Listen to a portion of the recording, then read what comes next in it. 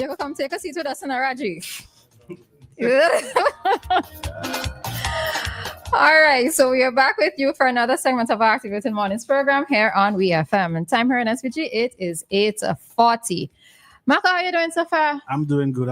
I have something to read, but a little later on. You know. No, I fast. No, I will read it a little later on. Don't worry. Anything after 9 o'clock, I will read it. So you're going to leave us and me in suspense still then? Yeah. That's not good, Maka. You know, women don't like to be kept in suspense. You know better than that. You want me to read it now? Yeah, man. A fast. Oh, boy. Where is it? Let's see if I find it. Oh, yeah. No, boy, I don't know. Okay, let me read it. And I want people to call in after and, you know, either I agree or I disagree. All right?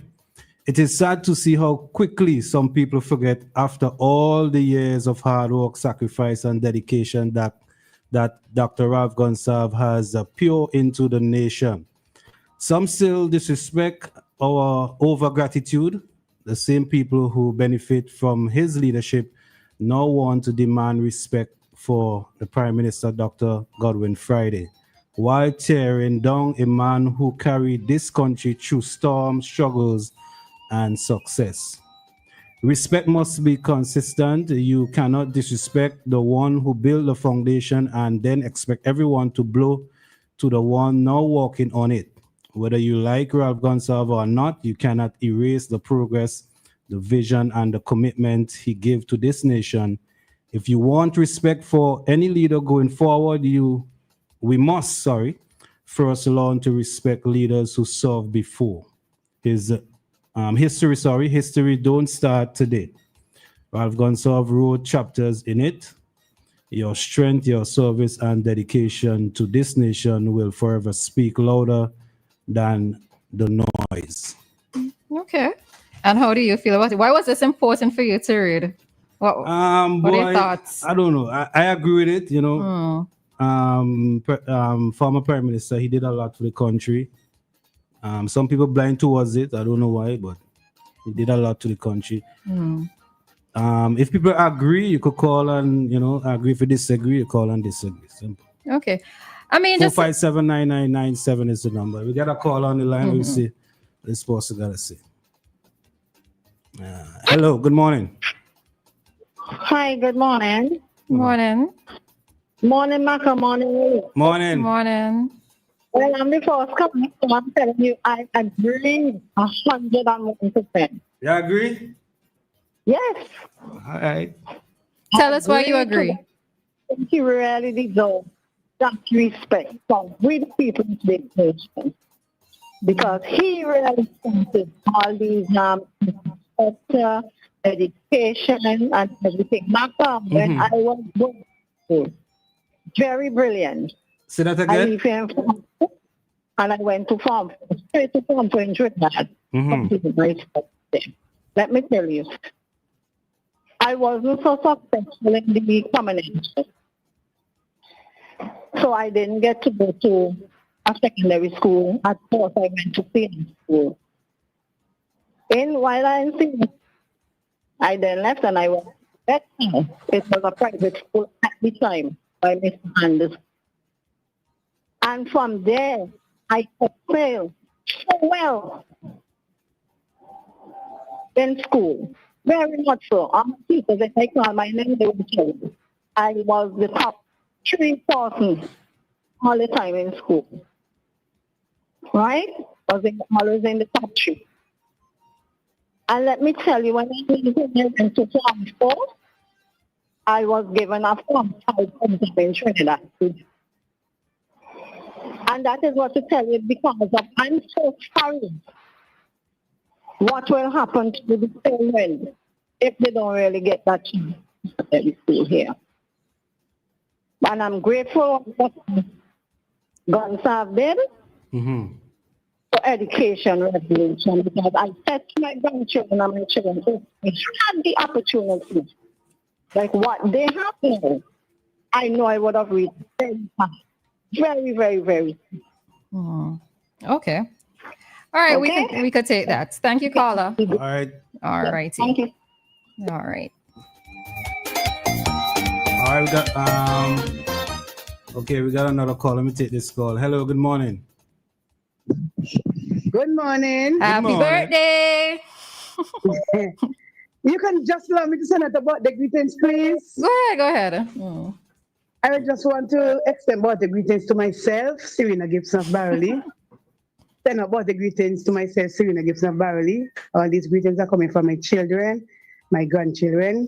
I ask God for his blessing and his guidance upon my life. And thank you, Roleza, this morning for wishing me happy birthday. Thank you very much. Yeah. I agreed with Maka. 100%. All I right. agreed with it. And no cake can reach us yet, eh? No. No cake today. You know how thing is. All right. Any blackfish? Yeah. We could get blackfish. We could do a trade off it. You're blackfish, Maka? Yeah, no problem.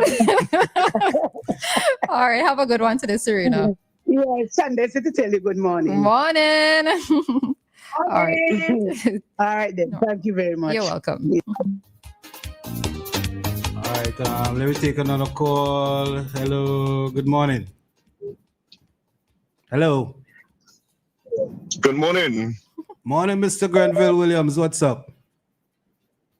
I am here, and how are you? We good.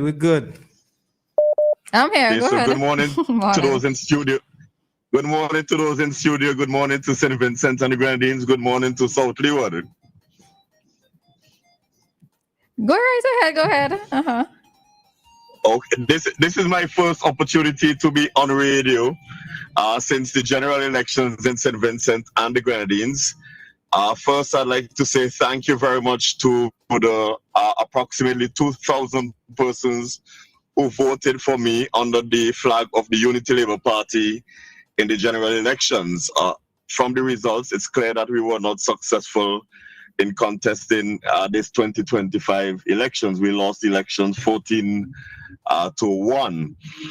Certainly, I'd like to commend and congratulate the government led by Dr. Godwin Friday under the New Democratic Party and wish them every success on their stewardship of St. Vincent and the Grenadines over the next 5 years. Vincent first, and I'm always keen to see the development of St. Vincent and the Grenadines and look forward to the progress that would be made. Given that I contested on the ULP ticket, and whether or not I continue to be a candidate, I continue to be a Vincentian with interest in my country and as well as the constituency of South Leeward. And I would be one of those persons taking the responsibility to hold the NDP responsible for the forward movement in St. Vincent and the Grenadines as well as South Leeward. But of course, I wish them every success, and I wish that every representative will work on behalf of all Vincentians. The New Democratic Party, they have been given a very wide and generous mandate given the number of seats that they hold in St. Vincent and the Grenadines. And I hope that they will be utilizing the same to good effect for all Vincentians. I do not believe that any one entity, government, or individual has a monopoly on ideas, and I hope that there will be avenues and mechanisms for consultations with Vincentians so that they too can give their input as to how they envision St. Vincent and the Grenadines should be moving forward. Of course, I am disappointed that I am not in government offering my skills and my competencies and capacity to develop South Leeward and St. Vincent and the Grenadines. But in life, I don't think your success is measured simply by the occasions on when you are victorious, but also how you deal with setbacks, failures, and disappointment, and the way you manage those and use those to move forward in whatever area that setback, failure, or disappointment may have occurred. But overall, I want to say congratulations to the new government, the New Democratic Party. I wish them the very best.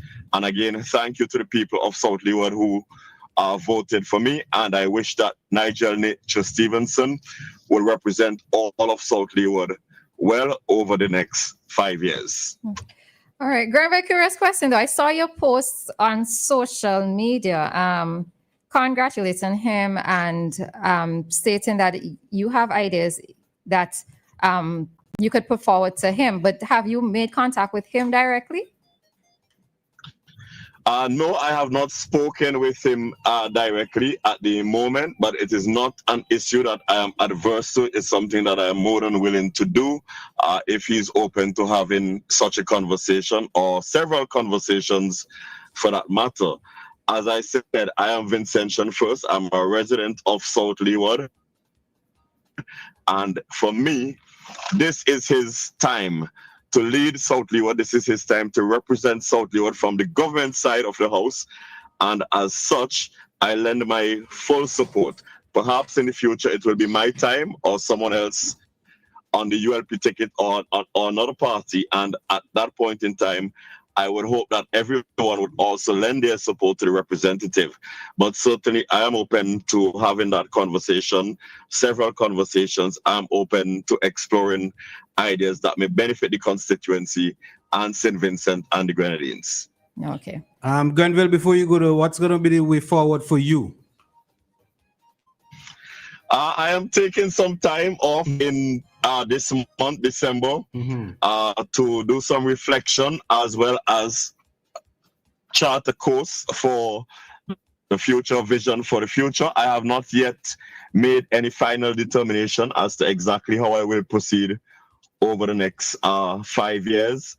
In any event, whether I was successful at the polls or not, I had already made commitments to my family for the month of December. I have two very young sons, 13 and 7, as well as my wife. And you know, the electoral process is very demanding. So I took a lot of time away from my family and I committed to spending some quality time in December with the family. So I'm going to do that, as well as use the time for reflection and to chart a way forward. One of the things I've also mentioned on social media, Facebook in particular, is I made a recommendation to the new administration, the NDP, that they should give consideration to passing the integrity legislation, which would require all politicians to declare their assets to the Integrity Commission as well as to the public, and also give consideration to developing a constituent or establishing a constituency development fund, which would provide opportunities for all candidates to be able to undertake projects in their constituency in consultation with the constituents and members of the general public. But as I alluded to, this is not the end for Grenville Williams. I'm still a very young individual, and I intend to make my contribution in various spheres of life, whether in St. Vincent or outside, but that determination has not yet been made. All right. So, Grenville, since you brought it up, you opened the door for me, so I'm going to ask, right? Any plans on running next election? Absolutely. Well, it's actually 2 questions, but it's okay, Maka. Go ahead with that one. Because the title of our segment is actually who might stay and who might leave from the ULP side. So that is one of the questions. So, yes. Maka? Any plans on running for next general election? Well, I would give consideration to the same. As I said, for this period, I want to sit and reflect as well as chart a way forward. And I am not adverse to running again in 2030 or beyond. As I said, I still have age on my side. That's one of the advantages, I suppose, for myself. Also, I am genuinely interested in serving the people of South Leeward. I am genuinely interested in making a contribution to the development of South Leeward. Politics is only one avenue. There are other avenues, of course, but certainly I could see myself serving in the Parliament of St. Vincent and the Grenadines for the people of South Leeward, for the people of St. Vincent and the Grenadines. And therefore, I look forward to the future with great optimism and with the potential to running again in 2030 or beyond. But it's not something I've made a firm decision on just this moment. Okay. And the next question. I noticed that you've been receiving a lot of backlash for the suggestions that you've made to the new administration. And many persons are asking, why no? Were you or did you advocate for these same things when you had the opportunity to? what I would say is that anybody knows my professional history, knows that I've worked in areas connected with integrity, know that I've worked in areas connected with anti-corruption, and I've always advocated for governments that are transparent, accountable, and that focus heavily on issues of making full and frank disclosure of their position and their assets. So this is not something new for me. Maybe it is something new in terms of the public. But if people look at the newspapers by way of example, one of the things I advocated for over 20 years ago was monitoring of certain things. So these are not things that are new to me. Perhaps the constituency development fund, maybe that's a more novel idea coming from me, but I've always insisted that all governments should operate in a manner that is transparent, that is accountable, and you are a servant of the people. You are entrusted with resources that belong to the people of the country in the main, and we should ensure that there are mechanisms in place that help us as members of parliament who have the stewardship of the country to deliver in a manner that is above reproach as far as possible. And that is fine with the backlash in any event. What I would say to the public, fine, if you want to beat me up as the messenger, that's okay with me. But I will maintain from a principled position, look at the issue and whether or not there is merit in having integrity legislation, look at the issue and determine whether there is merit in having a constituency development fund. It is immaterial who makes the representation.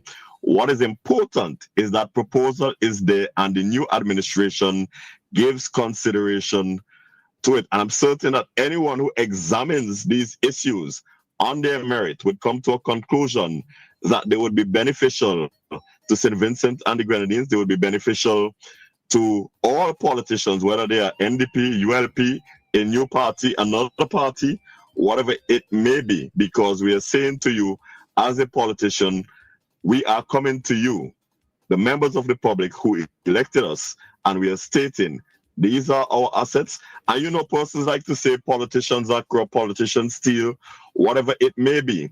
Here is an opportunity for you to cut that off at the very outset by saying to the public, here I am as a politician, these are the assets that I own today, and 5 years from now, 1 year from now, 2 years from now, 3, 4, 5, these are the assets that I own, and I earn these not by being a politician, but from my hard work and the application of my effort and skills, but not from the public treasury. Okay, and maybe final question in relation to this same matter. If the ULP had won the last election, would you have still advocated for these things, especially things, the integrity legislation and the constituency development fund? Would you have advocated? Absolutely, I would have asked about the integrity legislation, and anybody who knows me, even within the ULP, would say that, you know, Grenville is not the type of person who's not going to ask the hard questions.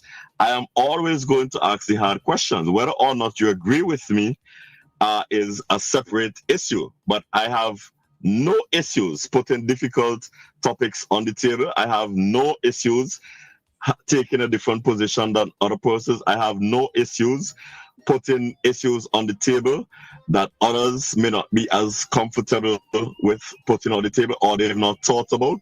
That has always been my position anywhere I have worked, whether in St. Vincent and the Grenadines or across the region. I've always been one of those persons that you could say, well, Grenville speaks his mind. We may not necessarily agree with him.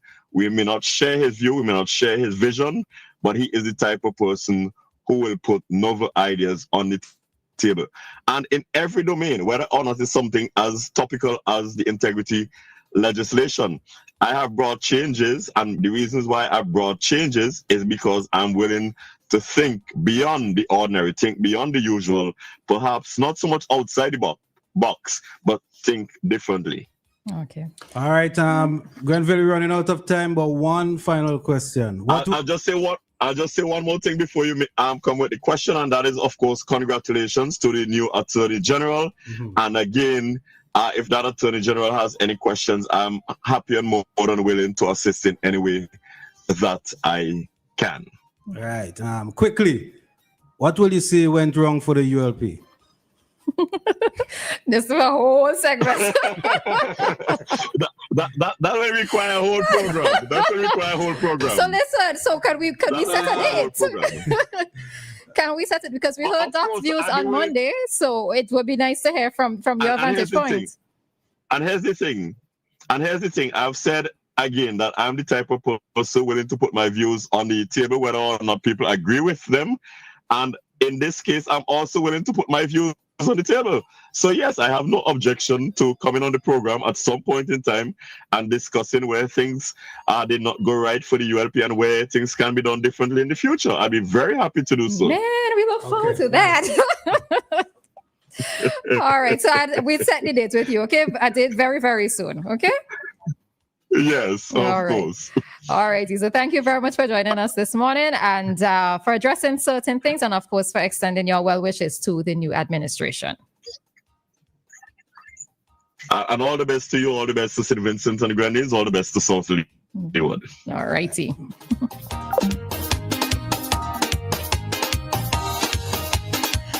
All right. So there were a few things that we needed to address, but we would see how best we could touch on a couple in the Talk to Us segment. All right. Yeah. So Talk to Us is happening at 9:20. But before then, let's step into today's ECCB currency exchange rates. Nothing else sounds as good as WEFM, the clean, fresh sound.